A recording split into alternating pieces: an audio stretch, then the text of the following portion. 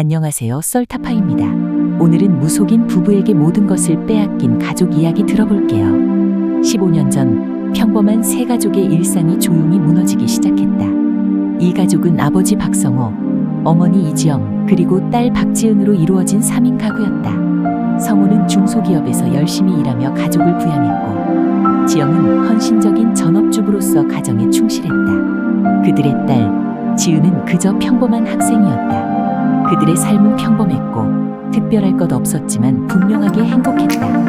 그러나 어느 날 이지영이 만난 무속인 부부로 인해 그들의 세계는 빠르게 어둠에 잠식되기 시작했다. 길가에서 우연히 마주친 무속인 부부는 마치 오랫동안 이 가족을 알고 있었던 것처럼 다가왔다. 그들은 자신들이 지영의 집안에 끼어있는 불길한 운명을 보고 있다고 말했다. 당신의 가족에게 아주 나쁜 기운이 흐르고 있습니다. 남편 무속인이 지영에게 말했다.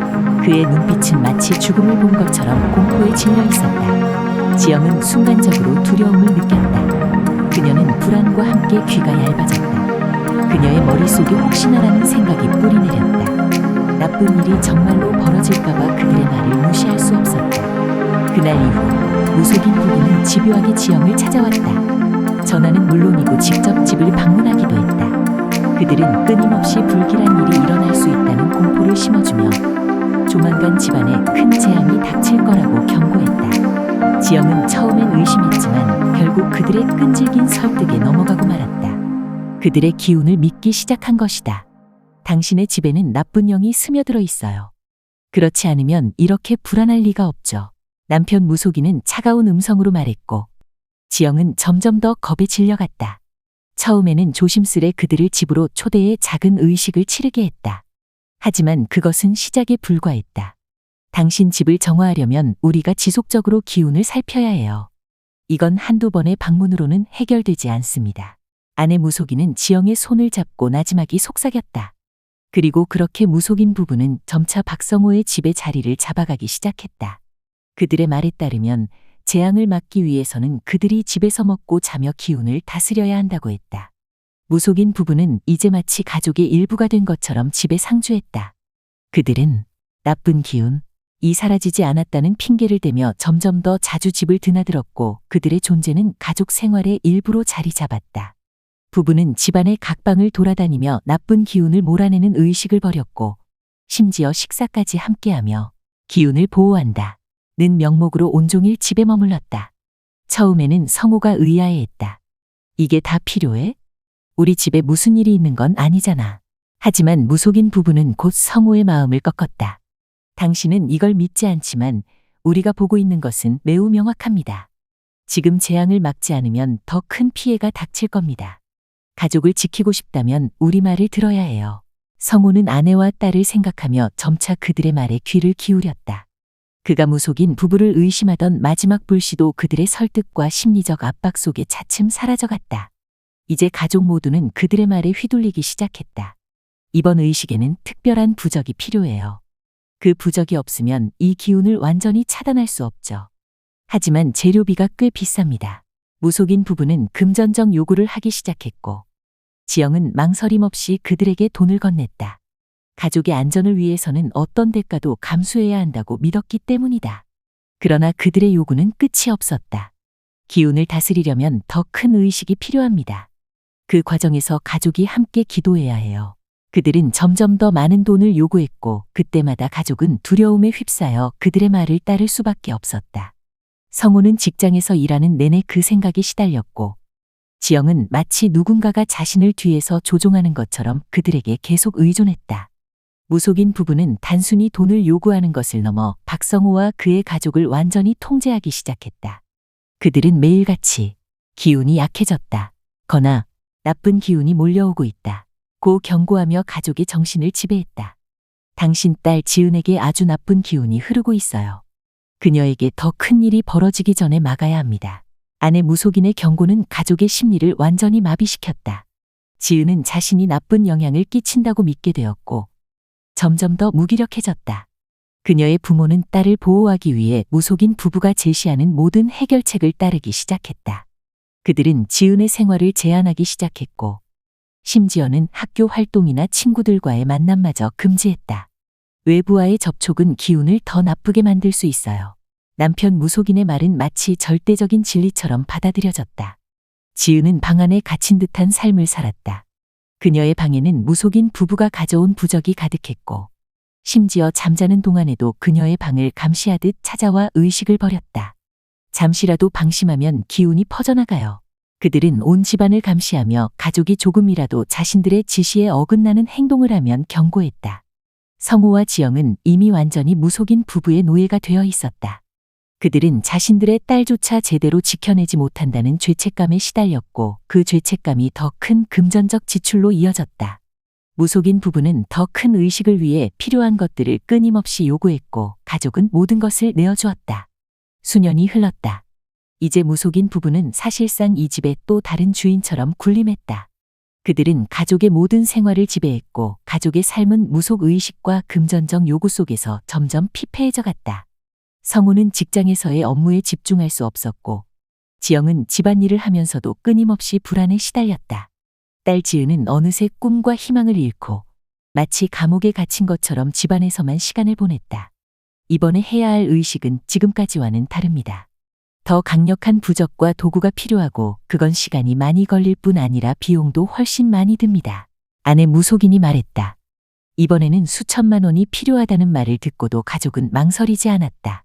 그들은 이미 너무 깊이 빠져 있었고 되돌아갈 수 없었다. 그러던 어느 날 지은의 친구가 집을 찾아왔다. 오랜만에 친구를 본 지은은 참았던 눈물을 흘리며 자신이 겪고 있는 상황을 이야기했다. 충격을 받은 친구는 곧바로 부모님과 함께 경찰에 신고했다. 경찰이 수사에 착수하자 가족의 계좌와 자산을 조사하던 중 지난 15년간 무속인 부부에게 수억 원에 달하는 금액이 흘러간 사실이 드러났다. 무속인 부부는 경찰의 손에 체포되었다. 그들은 자신들의 잘못을 절대로 인정하지 않으며 끝까지 오만하게 굴었다. 법정에서조차 자신들이 그저 영적인 힘을 빌려 도왔을 뿐이라고 주장했다. 그러나 조사 결과 그들의 행적은 너무나 명확했다. 박성호 가족을 장장 15년 동안 심리적으로 지배하며 그들의 불안을 철저히 악용해 수억 원에 달하는 돈을 갈취한 것이다. 재판은 많은 사람들의 이목을 끌었다. 박성호 가족의 삶이 어떻게 완전히 무너져 내렸는지, 무속인 부부가 얼마나 교묘하게 심리적 조작을 했는지에 대한 이야기가 법정에서 밝혀졌다. 박성호와 지영은 증인석에 앉아 그동안의 고통을 낱낱이 털어놓았다. 지영은 말하는 내내 울먹였고 성호는 굳게 담은 입을 풀지 못했다. 우리는 그들이 없으면 안 될 거라고 믿었습니다. 그들이 아니면 우리 가족은 모두 파멸할 거라는 생각을 지울 수가 없었어요. 지영의 증언은 방청객들조차 마음을 무겁게 만들었다. 특히 딸 지은은 그동안의 억눌린 감정을 쏟아냈다. 나는 모든 걸 잃었어요. 친구도, 꿈도, 미래도 나는 집에 갇혀 있었어요. 그들이 내 방에서 나를 지켜보며 하는 이상한 의식들을 겪어야 했고 부모님조차도 그들에게 휘둘리는 걸 보면서 너무 두려웠습니다. 법정에서 증거로 제출된 자료들은 더 충격적이었다. 무속인 부부는 가족의 심리를 철저히 조작하고 그들이 두려움에 떨며 불안감을 느낄 때마다 금전적 요구를 늘려갔다. 그들은 전통적인 무속 신앙을 이용해 가족을 완벽하게 지배한 것이다. 당신들은 박성호 가족을 재산적으로만 파괴한 것이 아닙니다. 당신들은 그들의 삶 전체를 파괴했습니다. 당신들의 범행은 그저 돈을 갈취한 사기가 아니라 그들이 더 이상 정상적인 삶을 살 수 없게 만든 장기적이고 조직적인 착취였습니다. 판사는 무속인 부부에게 징역 30년을 선고하며 단호하게 말했다. 그 순간 법정 안에 침묵이 흘렀다. 법정에서 선고가 내려지고 나서도 박성호와 지영은 여전히 멍한 상태였다. 그들이 그렇게 오랫동안 의존하고 있던 무속인 부부가 감옥에 갇힌 지금 그들에게는 이제 아무것도 남아있지 않았다. 집안의 벽은 비어 있었고 그들의 통장은 텅 비었으며 그들 자신은 더 이상 그 사건 이전의 자신들이 아니었다. 성우는 직장으로 돌아가려고 했지만 오랜 기간 동안 느꼈던 심리적 피로와 압박에서 벗어나기가 쉽지 않았다. 동료들은 그를 이상한 눈으로 바라보았고 그는 결국 직장을 그만두기로 결심했다. 내가 왜 이렇게 되었지? 그는 매일 밤 잠들기 전 스스로를 자책하며 후회에 시달렸다. 지영은 집안에서 매일 허공을 바라보며 지난날을 회상했다. 그녀의 눈에는 항상 피로와 후회의 그림자가 드리워져 있었다. 무속인 부부의 말을 그대로 따랐던 자신이 어떻게 그토록 무지했는지 믿을 수 없었다. 그리고 무엇보다 딸 지은에게 정상적인 삶을 제공하지 못했다는 죄책감은 그녀의 마음을 무겁게 짓눌렀다. 가장 큰 피해자는 지은이었다. 그녀는 청소년기 대부분을 무속인의 심리적 지배와 고립 속에서 보냈다. 친구들을 멀리하며 삶의 중요한 부분을 놓친 그녀는 사회에 적응하는 것조차 어려워했다. 지은은 대학교에 진학하려 했지만 그동안의 상처로 인해 새로운 관계를 맺는 것조차 버거웠다. 그녀의 내면에는 깊은 상처가 남아 있었고 그것은 쉽게 치유되지 않았다. 지은은 혼자 있을 때마다 가족이 겪은 일을 떠올리며 눈물을 흘렸다. 나는 다시는 그때로 돌아갈 수 없어. 그녀는 자기 자신을 다그치며 힘겹게 현실에 적응해 가려고 노력했다. 하지만 그녀의 마음속에 남은 상처는 쉽게 지워지지 않았다. 15년이라는 긴 세월 동안 무속인 부부에게 지배당한 박성호 가족은 이제 과거의 흔적을 지우기 위해 노력하고 있었다. 하지만 그들의 삶에는 여전히 깊은 흔적이 남아 있었다. 가족은 더 이상 예전처럼 서로를 바라볼 수 없었다. 각자 마음속에 깊은 상처를 안고 살아가며 무속인 부부의 그늘에서 완전히 벗어나기 위한 긴 싸움을 이어가고 있었다.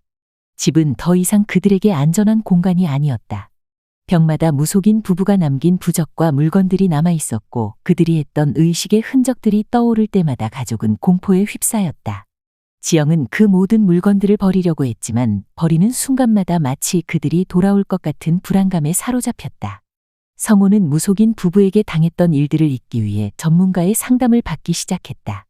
당신은 15년 동안 누군가에게 심리적으로 얽매여 있었어요. 그게 당신의 자존감과 결정을 망쳐놓았죠. 상담사는 차분한 목소리로 말했다. 성호는 처음에는 그 말을 받아들이기 어려웠지만 시간이 지나면서 자신이 무속인 부부에게 당한 심리적 학대의 규모를 조금씩 이해하게 되었다. 지영도 상담을 받으며 자신을 되찾아가려 노력했지만 마음의 상처는 쉽게 치유되지 않았다. 그녀는 딸을 바라볼 때마다 미안함과 죄책감에 가슴이 무거워졌고 딸 지은이 평범한 삶을 되찾기 위해 고군분투하는 모습을 보면서 스스로를 더욱 책망했다. 지은은 학교에서 상담을 받으며 조금씩 사회로 나아갈 준비를 하고 있었다. 하지만 친구들과의 관계 맺기는 여전히 힘들었다. 사람들의 눈빛만 봐도 과거의 악몽이 떠오르고 무속인 부부가 자신을 향해 했던 무수한 경고들이 여전히 머릿속을 떠나지 않았다. 이야기는 이것으로 끝입니다. 지금까지 시청 감사드립니다.